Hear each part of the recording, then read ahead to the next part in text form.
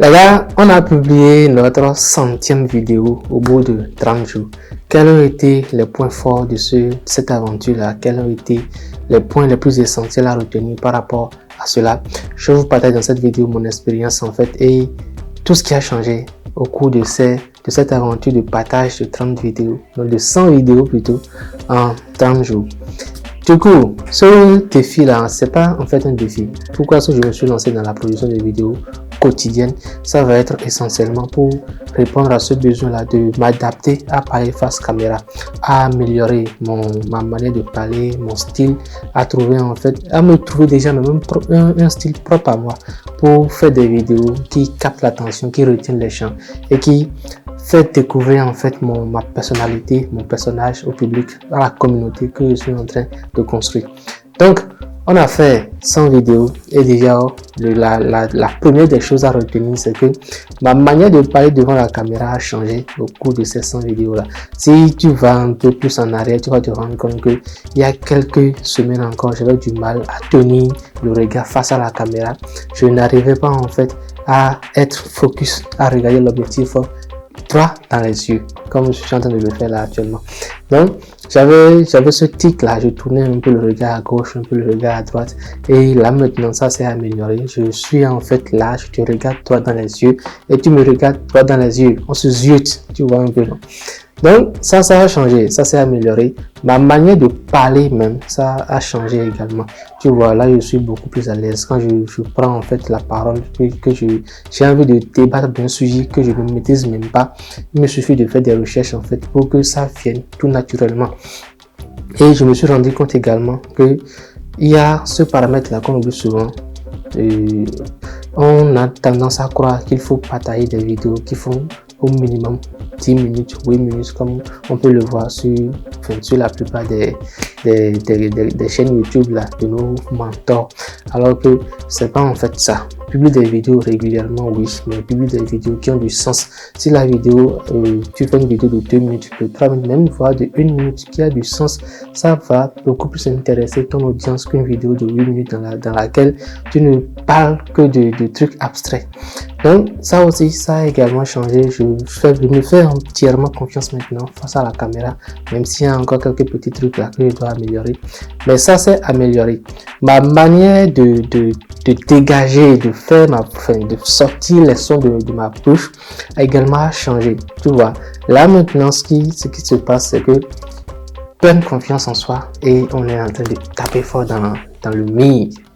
Dans le mur, on doit aller. En tout cas, pense ça comme ça d'abord. Et aussi, je me suis rendu compte que ma manière de faire le montage également a changé. Je me suis un peu plus amélioré. J'ai changé. C'est pas que j'ai changé. J'ai trouvé des techniques là qui me rendent un peu plus performant par rapport au montage de mes vidéos. Parce que si tu passes du temps à produire 100 vidéos en 30 jours sur YouTube, forcément tu vas t'améliorer, quel que soit le logiciel de montage que tu utilises, CapCut, Premiere Pro, etc. Donc ça a changé. Qu'est-ce qui a changé également?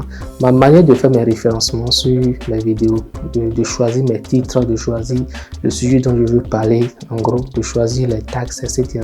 Ou ça va être également la manière dont je fais mes miniatures. Donc tu vois là, j'essaie en fait de maximiser. Je maximise un peu en quelque sorte la production de mes miniatures, puisque ce paramètre là je les gère encore moi-même. Tu vas te rendre compte que c'est pas encore très top par rapport aux miniatures, mais on n'a pas le choix. Restriction budgétaire oblige.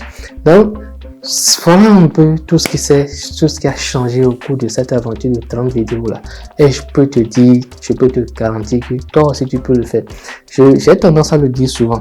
La création de contenu sur YouTube est l'une des meilleures choses que tu puisses faire. YouTube ou TikTok est l'une des meilleures choses que tu puisses faire. Que tu proposes en fait des vidéos face caméra ou que tu proposes des vidéos avec des intelligences artificielles. Par contre, ça je le rappelle encore une fois, si tu n'es pas à l'aise avec l'outil informatique, faut pas t'aventurer en fait à aller faire les intelligences artificielles. Tu peux faire des vidéos face caméra où tu apprends ce qu'il faut apprendre en fait. apprends à faire des vidéos, apprends à t'exprimer, apprends à mieux parler, apprends à prendre en main l'algorithme, puisque on ne va pas oublier, chaque année, il y a de petites nouveautés là qui viennent, qui changent l'algorithme à chaque fois. Donc, il n'y a que par la pratique que tu vas pouvoir te perfectionner, devenir une meilleure version de toi-même. Et d'ici 1 an, 2 ans, je le rappelle encore une fois, lorsque tu vas retomber sur cette vidéo là que tu as fait sur ta chaîne YouTube, tu vas te dire, ah, mais franchement, le gars là, il a changé, hein. Qu'est-ce qui s'est passé?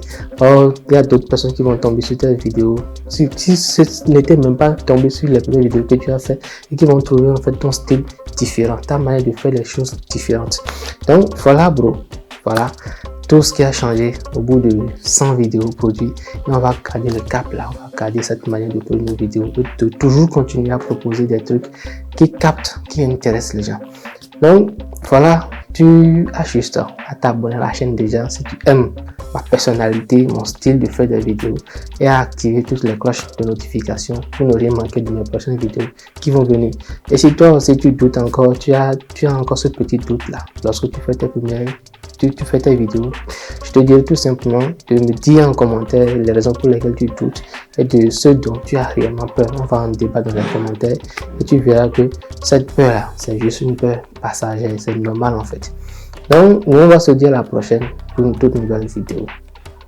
Peace out.